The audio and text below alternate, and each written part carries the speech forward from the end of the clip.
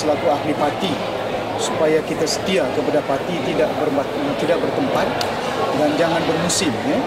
Bila kita ada tempat, bila kita tak dapat tempat, jangan tunggu sampai pilihan raya.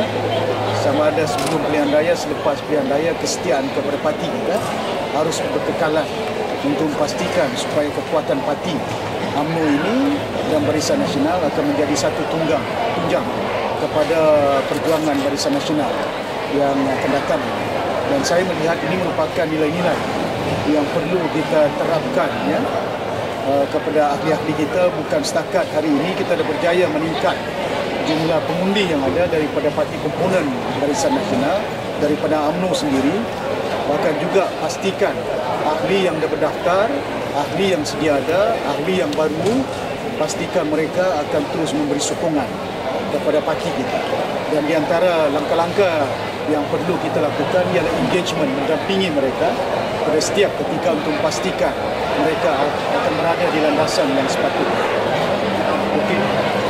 Saya juga menyarankan supaya parti-parti komponen yang lain akan perlu bukan hanya menyusun langkah dengan ada semangat kejutaan kita, tapi tingkatkan usaha kita untuk memastikan mereka juga mendapat sambutan yang baik daripada masyarakat dan rakyat, bukan hanya di kalangan kaum masing-masing, bahkan juga orang Melayu. Kerana kita sedar dan tahu pengagihan kursi akan berdasarkan, bukan semuanya UMNO akan ambil, bukan semuanya diwakili oleh ahli UMNO.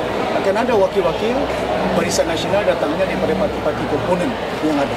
Jadi pastinya ia menuntut supaya semua parti yang ada, bukan hanya UMNO, bahkan juga parti-parti komponen yang ada, perlu bekerja kuat memastikan supaya kita akan meraih kejayaan dalam pilihan raya yang akan datang. Saya pun yakin bahawa persediaan yang telah dilakukan dan dipimpin oleh Yang Amat Berhormat Datuk Seri Mohamed Najib dah pun sampai ke puncak yang agak memuaskan. Tapi dalam pada itu saya menasihatkan jangan kita alpa dan lalai, jangan kita too complacent sangat. Kerana pilihan raya ke-13 ini merupakan satu pilihan raya yang mencabar dan memerlukan kesiapsiagaan kita di tahap yang begitu tinggi pada setiap ketika.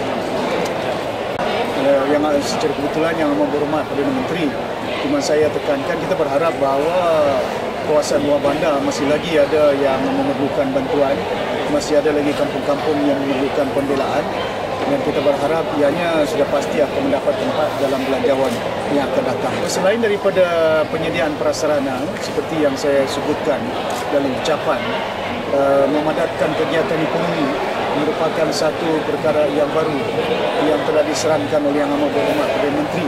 Kerana kita perlu padatkan kawasan luar bandar dengan kegiatan ekonomi, tanam ikan, tanam sayur, kegiatan peruncitan, perniagaan-perniagaan lain yang ada perlu kita tingkatkan di kawasan luar bandar untuk membolehkan supaya masyarakat luar bandar tidak akan berhijrah daripada luar bandar ke bandar, dan tidak akan kita ketandusan tenaga-tenaga belia muda yang ada di negara kita untuk mendapat peluang pekerjaan di bandar-bandar.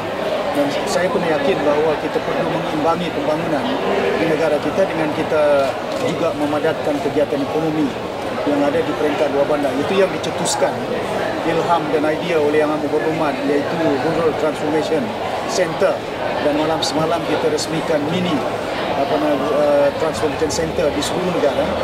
Yang pertama di Selama, di Sungai Seputi di negeri Perak, dan akan ada menyusuli penubuhan mini RTC ini untuk memastikan supaya kita dapat bantu masyarakat luar bandar